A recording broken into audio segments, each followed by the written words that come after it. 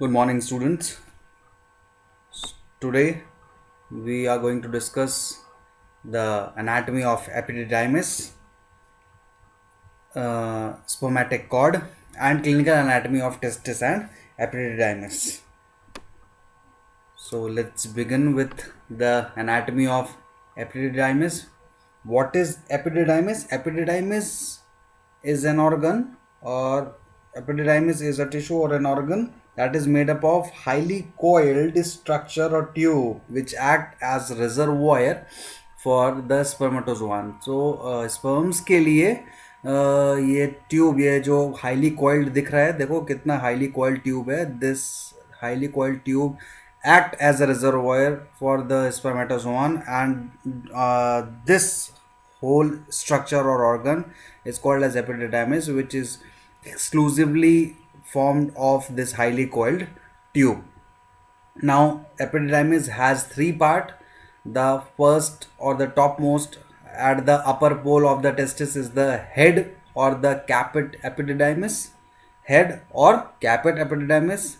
The middle part is the body or corpus epididymis. Yes, body or corpus epididymis. And the last part is the terminal part is the tail or the cauda epididymis. So epididymis has three parts. And now talking about the head part, so as you can see in this figure, the head has very coiled tubular structures or tubes. Head has a lot of coiled tubes and is connected to the testis, through these efferent ductules. Yes, through these efferent ductules, through these efferent ductules, the head of the epididymis is connected to the testis. Now the body and the tail, as you can see, this body and tail is generally made up of a single tube. Yes, you can see this tube is also coiled, but it is single. So this singular coiled tube forms the body and the tail of the epididymis, and this tail will continue or will be in continuation with the ductus difference. Yes, ductus difference के continuation में जो है वो ये coiled tube हो जाता है after the tail of the epididymis. Now talking about arterial supply and venous drainage or blood supply as well as nerve supply of epididymis. So जैसा कि टेस्टिकुलर आर्टरी से हमने आर्टेरियल सप्लाई देखा था testis का, पैम्पेनिफॉर्म प्लेक्सिस से हमने testis का वेनस ड्रेनेज देखा था. सिमिलरली जो भी आर्टेरियल सप्लाई और वेनस ड्रेनेज टेस्टिस का था, वही आर्टेरियल सप्लाई, वेनस ड्रेनेज और नर्व सप्लाई आपका epididymis का भी रहेगा. That means that epididymis will be supplied by a branch of testicular artery which basically anastomose with the branch of the branch to the ductus deferens. यानी testicular artery से ही ductus difference जब हमने पढ़ा था, तो हमने डक्टस डिफरेंस में पढ़ा था कि उसका भी जो आर्टेरियल सप्लाई है वो टेस्टिकुलर आर्टरी से एक ब्रांच आता है जो डक्टस डिफरेंस का ब्रांच है, एंड उसी के साथ एनास्टोमोज होके जो छोटा सा टाइनी ब्रांचेस हैं जो एपिडिडाइमिस के, that is originated from the testicular artery. So testicular artery he basically supply देगा एपिडिडाइमिस को, एंड जो ब्लड है वो वेनस ड्रेनेज पैम्पेनिफॉर्म प्लेक्सिस के थ्रू ही ड्रेन होगा. यस, दिस इज पैम्पेनिफॉर्म प्लेक्सिस, देखो यहाँ पे दिख रहा है. तो ये पैम्पेनिफॉर्म प्लेक्सिस के थ्रू ही एपिडिडाइमिस का भी ब्लड जो है वो ड्रेन होगा, वेनस ब्लड. एंड लिम्फेटिक्स भी जो है वो प्री-एओर्टिक और पैरा-एओर्टिक लिम्फ नोड्स में, जैसे कि टेस्टिस का लिम्फेटिक्स ड्रेन कर रहा था, वैसे ही एपिडिडाइमिस का भी ड्रेन करेगा. और नर्व सप्लाई जो है वो जैसे टेस्टिकुलर प्लेक्सस से नर्व सप्लाई था, बट रूट वैल्यू जो था दैट इज T10 T11. यहाँ पे जो रूट वैल्यू है that is T11 to L1, यानी T11 T12 एंड L1. ये जो है नर्व सेगमेंट्स टेस्टिकुलर नर्व के थ्रू और टेस्टिकुलर प्लेक्सस के थ्रू नर्व सप्लाई करते हैं एपिडिडाइमिस के लिए. नाउ स्पर्मेटिक कॉर्ड, कभी कभी शॉर्ट नोट्स जो है वो स्पर्मेटिक कॉर्ड पे आ जाता है. सो स्पर्मेटिक कॉर्ड के बारे में जानना ज़रूरी है। टेस्टिस हमने डील किया, इसके पहले हमने प्रीवियस वीडियो लेक्चर में टेस्टिस डील किया था, उसके भी पहले जो है हमने स्क्रोटम डील किया था। सो स्क्रोटम में टेस्टिस को हैंग रखने के लिए जो ट्यूबुलर स्ट्रक्चर है, that is called as spermatic cord. Spermatic cord is nothing but a tubular structure or a tube cord like structure which hangs the testis in the scrotum. और ये जो tubular structure है that will extend from the deep inguinal ring, deep inguinal ring से extend करता है और ये scrotum तक जो है एक्सटेंड करता है और टेस्टिस को होल्ड करके रखता है।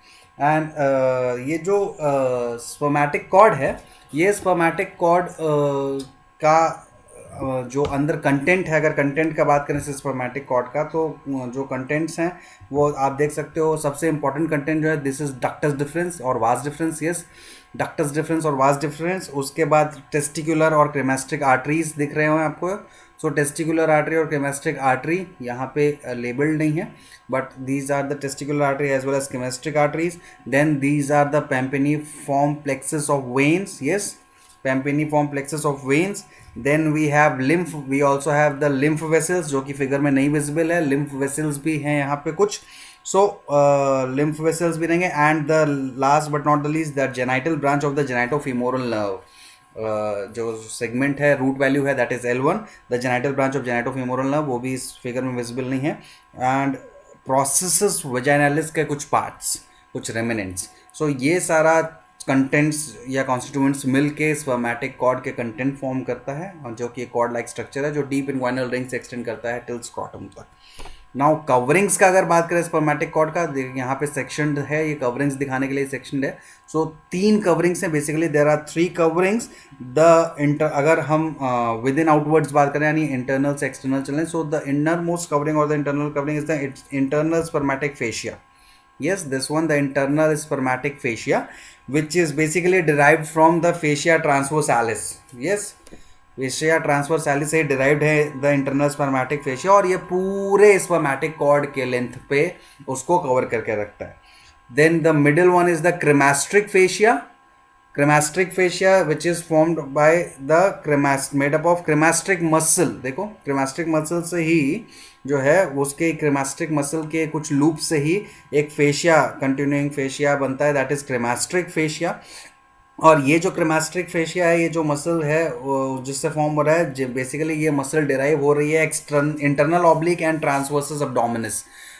जब हमने एब्डोमिनल वॉल पढ़ा था तो एंट्री एब्डोमिनल वॉल में हमने 2 मसल्स पढ़ी थी, internal oblique as well as transversus abdominis. उन्हीं मसल्स के एक्सटेंशन से ये क्रेमास्ट्रिक मसल जो है वो फॉर्म होती है, जो कि मेल्स में फुली डेवलप रहती है, फीमेल्स में ये इतना डेवलप नहीं होती। और अभी हमने यहाँ पे कंटेंट का बात किया, that is genital branch of genitofemoral nerve, यही इस मसल को नर्व सप्लाई देता है।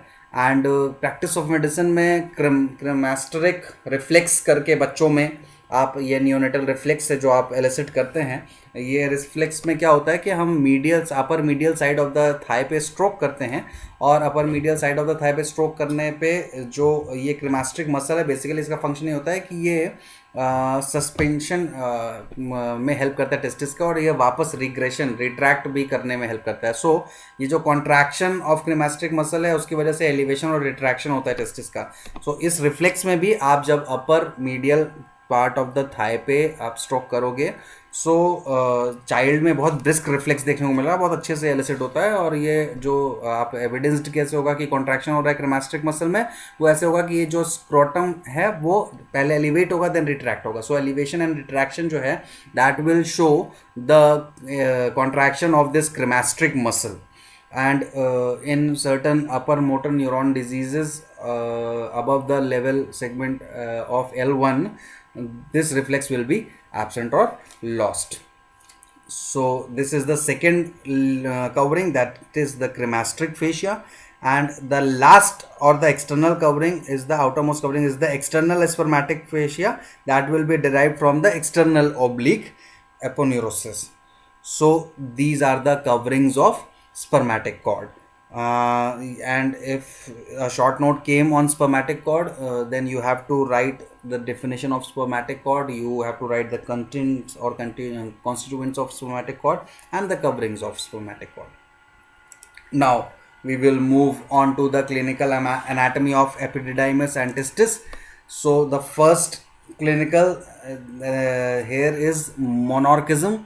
Monarchism is the absence of one testis. Any side, maybe that may be right, that may be left. So in any case, this congenital anomaly, if a child is born with only one testis, either left or right, then that condition will be termed as monarchism. And if the scrotum is if this there is no testis, if both the testes were absent, then the condition will be termed as anarchism.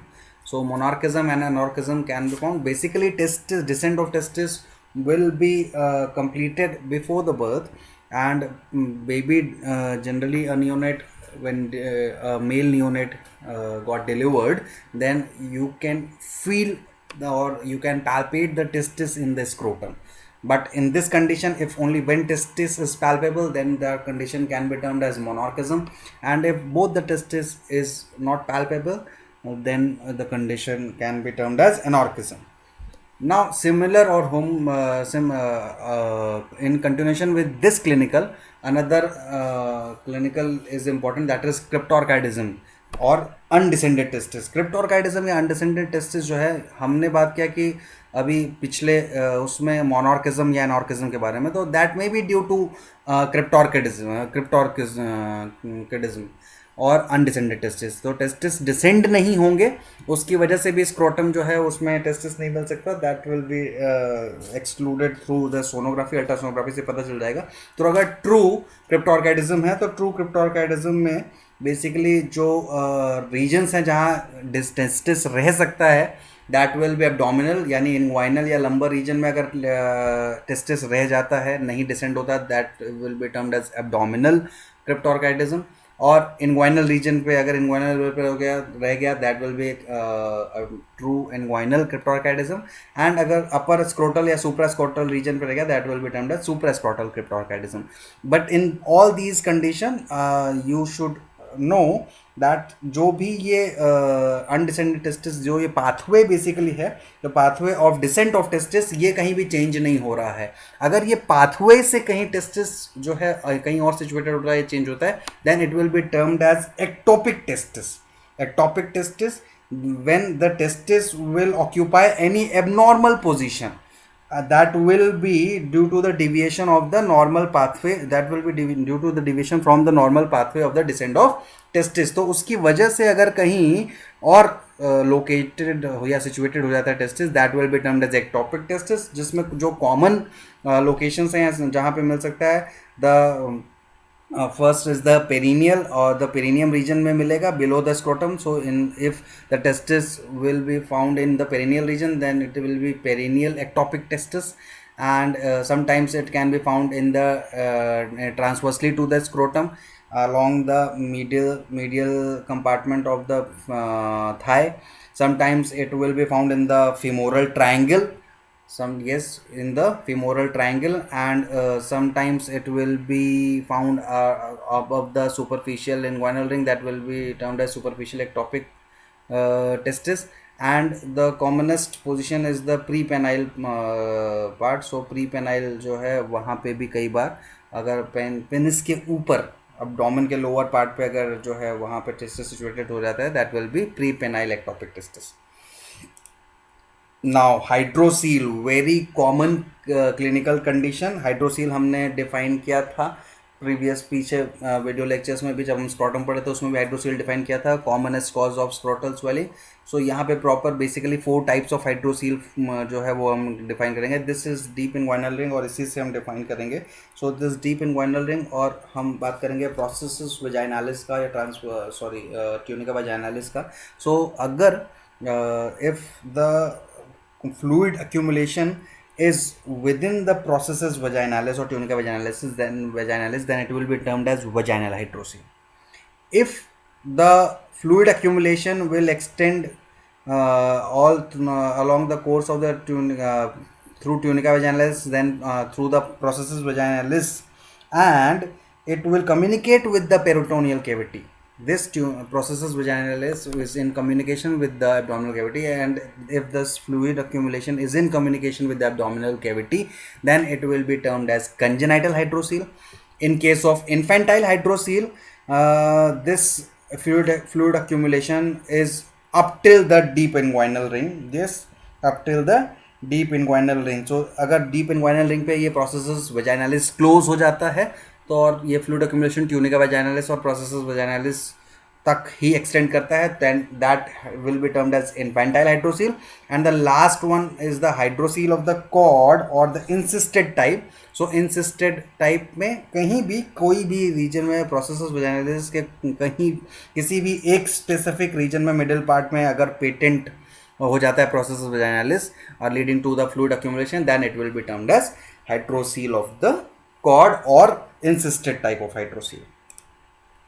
Now, what is varicocele? Varicocele is nothing but the dilatation of the pampiniform plexus of veins. Yes, ये देखो pampiniform plexus of vein normally तो ये ऐसा रहता है, but अगर ये veins dilated हो जाएं, so that condition will be termed as varicocele. And ये बहुत कॉमन कंडीशन है, ये भी वेरिकोसील भी बहुत कॉमनली देखने को मिलता है. जनरली ये ज़्यादातर लेफ्ट टेस्टिकुलर वेन में देखने को मिलता है, बिकॉज हमने टेस्टिस में भी पढ़ा था कि लेफ्ट जो है स्क्रोटम में पढ़ा था कि लेफ्ट स्क्रोटम थोड़ा सा जो है वो नीचे रहता है, सस्पेंडेड ज़्यादा रहता है as compare to right one, because of the long length of left spermatic cord. और वो जो लॉन्ग लेंथ है वो इसीलिए है कि ये जो पेम्पिनिफॉर्म प्लेक्सस है, ये जो टेस्टिकुलर वेन है बेसिकली लेफ्ट टेस्टिकुलर वेन, वो थोड़ी सी लंबी है, तो उसी की वजह से यहाँ अगर जो डायलिटेशंस हैं वो कॉमनली लेफ्ट टेस्टिकुलर वेन या लेफ्ट साइड में ज़्यादा देखने को मिलता है. The last one is the epididymitis. So epididymitis is nothing but inflammation of epididymis, and ये क्योंकि बहुत ही कॉमन साइट है इन्फेक्शंस का जो है testis in case of children as well as adults due to various infections, due to tumours, due to trauma.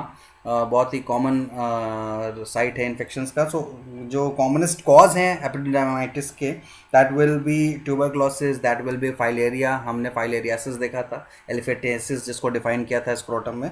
So filaria, tuberculosis, gonococcal infection, other pyogenic infections में ये जो है कॉमनली देखने को मिलता है inflammation of the epididymis, that is called as or termed as epididymitis.